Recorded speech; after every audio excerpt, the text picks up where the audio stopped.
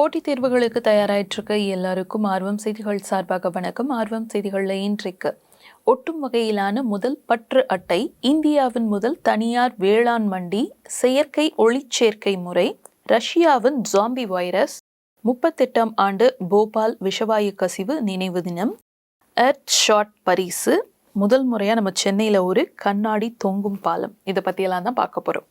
ஒட்டும் வகையிலான முதல் பற்று அட்டையை பற்றி முதல்ல பார்ப்போம். IDFC ஃபர்ஸ்ட் வங்கியானது NPCL அமைப்புடன் இணைந்து சமீபத்தில் ஃபர்ஸ்டாப் எனப்படும் இந்தியாவின் முதல் ஒட்டும் அடிப்படையிலான பற்று அட்டையினை அறிமுகப்படுத்தியிருக்காங்க.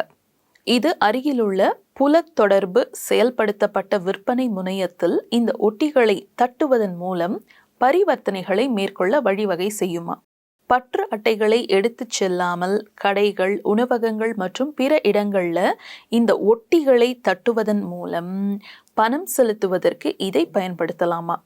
5000 வரையிலான பண பரிவர்த்தனைகளை தனிப்பட்ட அடையாள எண் பின் இல்லாமலும் அதற்கு மேற்பட்ட பரிவர்த்தனைகளுக்கு அந்த பின் எண் இருக்கணுமா.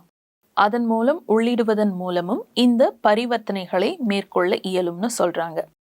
இந்தியாவின் முதல் தனியார் வேளாண் மண்டி, சஹ்யாத்ரி உழவர் உற்பத்தியாளர் நிறுவனமானது மகாராஷ்டிராவின் நாசிக் மாவட்டத்தில் உள்ள திண்டோரியல் தனியார் வேளாண் மண்டியை அமைப்பதற்கான உரிமத்தினை பெற்றிருக்கு. இதுதான் நாட்டினுடைய முதல் தனியார் வேளாண் மண்டி. உலக தரம் வாய்ந்த இந்த உள்கட்டமைப்புடன் வங்கி சேவை முதல் ஒரே தளத்தில் இயங்கும் சேமிப்பு, செயலாக்கம் மற்றும் பொதியாக்கம், நேரடி மற்றும் இணைய வழி வர்த்தகத்திற்கான விருப்ப தேர்வுகள், கள வர்த்தகத்தை சட்டப்பூர்வமாக்குதல் மற்றும் விவசாயிகளின் உரிமை ஆகியவற்றுடன் இந்த சந்தை தளமானது ஒருங்கிணைக்கப்பட்டிருக்கான். அடுத்ததா செயற்கை ஒளிச்சேர்க்கை. திருவனந்தபுரத்தில் உள்ள இந்திய அறிவியல் கல்வி மற்றும் ஆராய்ச்சி நிறுவனம் மற்றும் இந்தூரில் உள்ள இந்திய தொழில்நுட்ப கல்விக் கழகம் இவை இரண்டும் இணைந்து சூரிய மின்னாற்றலை சேமிக்க உதவும் செயற்கை ஒளிச்சேர்க்கை முறையை உருவாக்கியுள்ளன. ஒளிச்சேர்க்கையின் ஒரு சிக்கலான செயல்முறையை பிரதிபலிக்கும் வகையிலான இந்த தொழில்நுட்பத்தில் எதிர்கொள்ளப்படும் பல்வேறு சவால்களையும் அதேபோல ஒளி உட்சுவர் பொருள் மற்றும் கடத்திகள் ஆகியவற்றுடன் தொடர்புடைய சிக்கல்களையும் இது தீர்க்கும். இந்த புதிய தொழில்நுட்பமானது சூரிய மின்கலன்களின் செயல்திறனை மேம்படுத்தவும் ஆற்றல் இழப்பை குறைக்கவும் உதவும் வகையிலான புதிய ஒளிச்சேர்க்கை கலன்களை வடிவமைக்க வழிவகுக்கிறது. அடுத்தது ஜாம்பி வைரஸ் பற்றி. ரஷ்யாவின் சைபீரிய பகுதியில் காணப்படும் நிலத்தடி உறைபனியில் இருந்து சேகரிக்கப்பட்ட பண்டைய கால மாதிரிகளை ஐரோப்பிய ஆராய்ச்சியாளர்கள் ஆய்வு செஞ்சிருக்காங்க. அவங்க 13 புதிய நோய் கிருமிகளுக்கு புத்துயிர் அளித்து அவற்றினை வகைப்படுத்தி அவற்றினை ஜாம்பி வைரசுகள் என்று கூறுகின்றனர். அவை பல ஆயிரம் வருடங்கள் உறைந்த நிலத்தில் சிக்கியிருந்த போதிலும் அவை தொற்றுத்திறன் கொண்டதாக இருப்பதை ஆராய்ச்சியாளர்கள் கண்டுபிடிச்சிருக்காங்க. இந்த 13 வைரஸ்ல பண்டோரா வைரஸ் யட்டோமா என அழைக்கப்படும் பழமையான வைரஸ் ஆனது 48,500 ஆண்டுகள் பழமையானதுன்னு அறிவிக்கப்பட்டிருக்கு.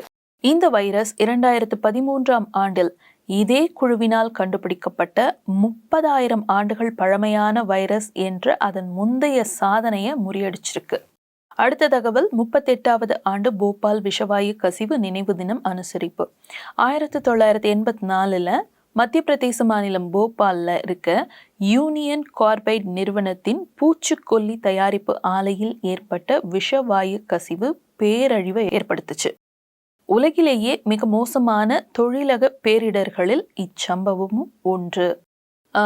இந்த சம்பவத்துக்கு அப்புறம் தான் என்ன சொல்றாங்கன்னா, வளர்ச்சிக்காக இயற்கையை அழிப்பது சரியானது அல்ல, வளர்ச்சி சுற்றுச்சூழல் இடையே சமநிலையை பேணுதல் வேண்டும்னு வலியுறுத்துறாங்க. நெக்ஸ்ட், எர்த் ஷாட் பரிசு சுற்றுச்சூழல் பங்களிப்புக்காக வழங்கப்படும் மதிப்புமிக்க விருது இது. இந்த ஆண்டிற்கான விருதை இந்திய ஸ்டார்ட் அப் நிறுவனம் வென்றுள்ளது. இந்த விருது 2020ஆம் ஆண்டு அறிமுகப்படுத்தப்பட்டுச்சு. காற்று தூய்மை, இயற்கை பாதுகாப்பு, கடல் புத்தாக்கம், கழிவு இல்லாத உலகு, காலநிலை நடவடிக்கை ஆகிய 5 பிரிவுகளில் எர்த் ஷாட் பரிசு வழங்கப்படுது. இயற்கை பாதுகாப்பு பிரிவில் இந்தியாவைச் சேர்ந்த கேதி நிறுவனத்துக்கு பரிசு அளிக்கப்பட்டிருக்கு. ஸோ 5 பிரிவுகளில் வழங்கப்படுது. அதில் ஒரு பிரிவான இயற்கை பாதுகாப்பில் இந்தியாவை சேர்ந்த கெய்தி நிறுவனத்துக்கு எர்த் ஷாட் பரிசு வழங்கப்பட்டிருக்கு. இன்றைக்கு ஆர்வம் செய்திகளில் இறுதி தகவல். முதல் முறையாக கண்ணாடி தொங்கும் பாலம் நம்ம சென்னையில் முதல் முறையாக கண்ணாடி தொங்கும் பாலம் அமைக்கப்பட்டுள்ளது. எங்க? வில்லிவாக்கம் ஏரி பொழுதுபோக்கு பூங்காவில் இந்த பாலம் அமைக்கப்பட்டிருக்கா.